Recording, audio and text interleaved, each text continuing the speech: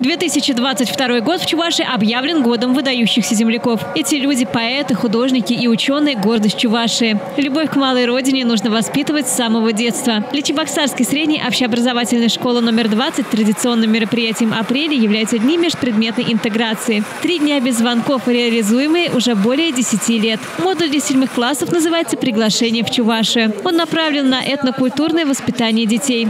Ребята выполняют разные проекты, исследуют и знакомятся с чувашскими традициями. В рамках года выдающихся земляков школьники подготовили туристические маршруты в творческий мир художника Владимира Мешкова, поэта Петра Хузангая, а также легендарного комдива Василия Ивановича Чапаева. Стихи, песни, танцы, народные виды творчества раскрыли для юных зрителей необыкновенный мир национального искусства. В данном случае некоторые делают матрешки с чувашским узором, некоторые с помощью выжигателя выжигают, допустим, на фанере, на дощечках, контуры или посвящение деятелям Чувашии, которые прославили данный регион республики нашу.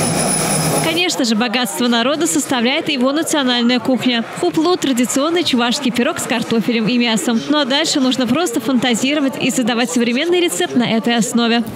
От классического мы отступили. Мы берем фарш, потому что мы ограничены по времени.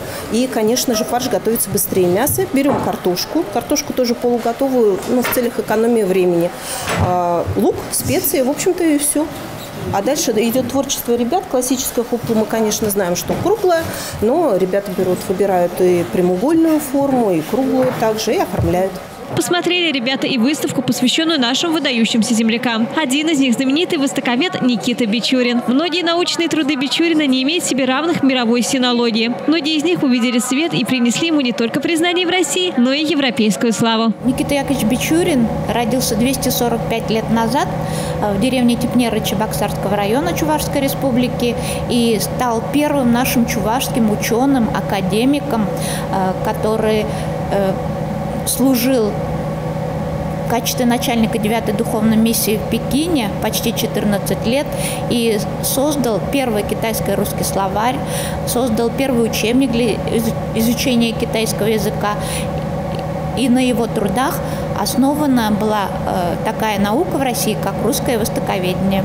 Любовь к национальной поэзии и музыке прививает детям учитель музыки Светлана Турбина. Она рассказала ребятам о поэте Петре Хузангае. Он обогатил литературу многочисленными произведениями, наполненными глубоким смыслом, размышлениями о судьбе чувашского народа. Также переводил стихи чувашских поэтов на русский язык. Конечно, его заслуги в литературном искусстве, они очень большие. И не только для Чувашии, но и вообще для мировой литературы. Потому что он представитель все-таки нашего национального стиля, языка, поэтического письма. И, конечно, мы его не только как земляки уважаем, но и уважаем как вообще представитель мировой литературы. Чувашия – это край 100 тысяч вышивок и песен, и каждая из мелодий уникальна и неповторима.